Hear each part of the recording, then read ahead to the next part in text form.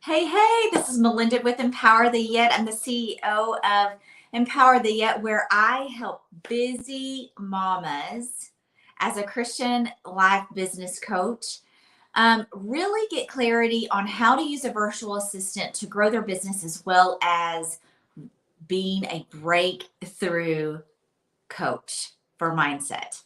So it's so amazing to see when you finally get past your mindset how you can actually really grow your business. When you start really honing in on what you really love, it is amazing to be able to delegate those things that don't really bring you joy. So virtual assistants is definitely key. Um, Today, you guys, we're going to talk about Hannah in the Bible. I have a very soft place in my heart for Hannah. And I'll tell you why. Hannah is a mom who couldn't have children for a long time. And I don't know if you know this, but back in that day and time, that was a huge deal. So much so that Elkanah, her husband, had two wives. He had Hannah and he had Peninnah, and Peninnah gave birth, okay, and had children, but Hannah didn't. So back then, that was huge because if you did not have children, um, you really felt excluded, okay, and that is something that, as a mother of five, I can't even imagine. That is something that is really, it just really tore my heart apart when I read about her and how she just wept. And even like the priest Eli, okay, when Elkanah took them up to their, um, the celebration that they had every year, Hannah was just so really heartbroken, because Pina was mean and a bully and made fun of her and really made her feel ostracized in this whole situation.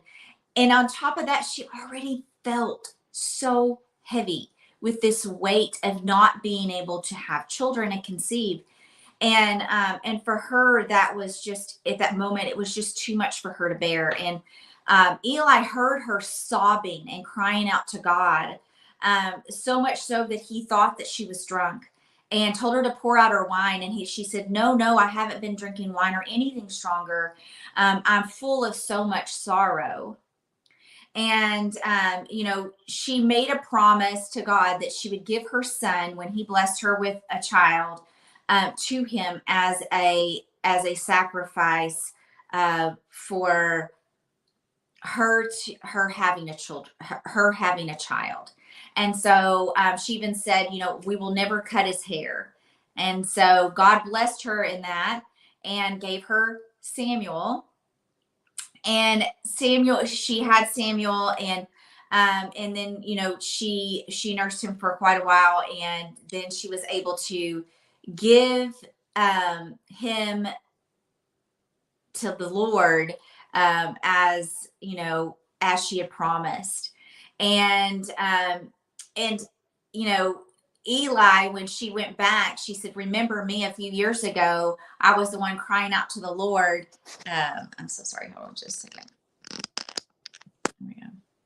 I was the one crying out to the Lord, because I wanted a child so bad.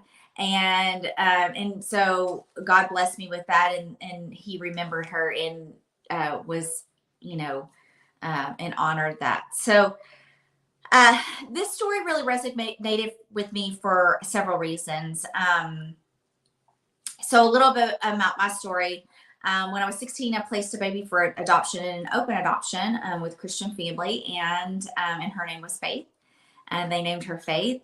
And so as I was reading the story, it reminded me of that feeling as a mother, even though I was really young. I was a teen mom. That sacrificial love that you have, right? That you, when you give your child the best that you can give them, um, a mother's love is so deep and so caring and so wanting and so sacrificial, right? Think of Mary and Jesus. And so it really resonated with me, and I grieved with her as I read this, because I thought, I know that feeling of deep, deep longing and sadness and grief, right? And but then I also know the joy that comes when you are blessed with what God promises you, or what you've asked for and he promises you, right? And so in my story, it was amazing because it was an open adoption. And I now have a relationship with her. I've always had a relationship with her mom and her dad, but with her, and that's been such a blessing and such a joy to watch and to be a part of, and to know that, you know, when you do the right thing and you walk in the will of God, despite how you got there, um, you know, be it, you know, good thinking you're doing the right thing and it's not the right thing, or within sin, because of consequences, God will bless. God will bless and honor you in that journey if you, you know, when you stay close to Him and you abide in that faith, that you know that God is going to pull you through, right? And in this, we see Samuel. He was an amazing hero, if you will, in the Bible. And how awesome is that story of Hannah, right? So it got me thinking, you know, whether you've had children, you've not had children, whether you've you know, gone through the adoption process, or you know, you're a grandmother, or you're an aunt, or you're a friend of you know, someone who has children and you're like family to them. um, Mothers have a key role in their children's walk in faith. And we see this over and over again with the women of the Bible, how God uses women to show how how generations come out of being faithful, believing, um, you know, Christ followers over and over and over again, right? And so we have a gift as women. We have a gift as women to show up, pray hard, right?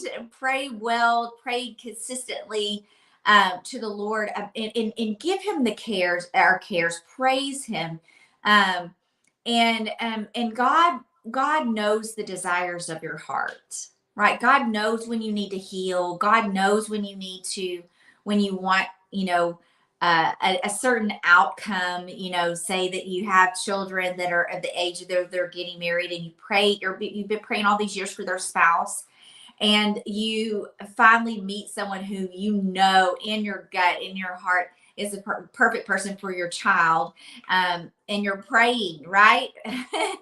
And you see these blessings over and over again, and it's because you have a part in that too. We're called to pray for our children, and we're called to pray for our children, with our children, and you know, we're there for them every step of the way. And I'm sure, as a faith fearing woman of God, Hannah was, that she continued to pray for Samuel, just like I continued to pray for my daughter.